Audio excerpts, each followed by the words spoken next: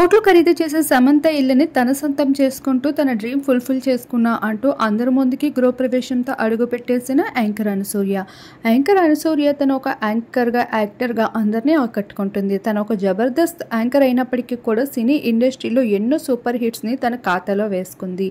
Aunty Anasuya అంటూ ట్రోలింగ్స్లో కూడా నిలుస్తూ ఎప్పటికప్పుడు ట్రెండింగ్లో ఉంటుంది అనసూయ. భర్త పిల్లలు ఉన్నప్పటికీ కూడా ఇప్పటికీ కూడా యూత్ని ఎంతగానో అట్రాక్ట్ చేస్తూ ఉంటుంది. తను వేసే లుక్స్కి కూడా నెటిజన్స్ ఫిదా అవుతూ ఉంటారు. అలానే విమర్శించే వాళ్ళు కూడా ఉంటారు.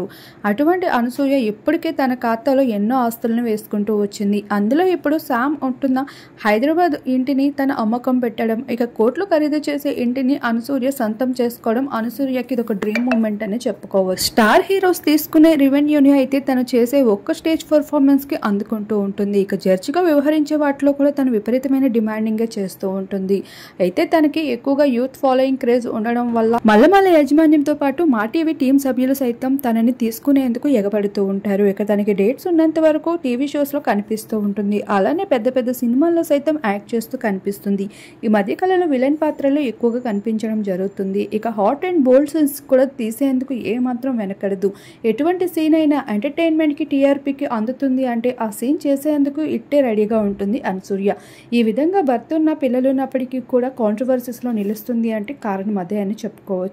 ఏది ఏమైనా మొత్తానికి తన డ్రీమ్ హౌస్ అయితే సొంతం చేసుకుంది. ఎంతో ఖరీదు చేసే ఇంటితో అయితే మనందరి ముందుకి వచ్చేసింది అనసూయ.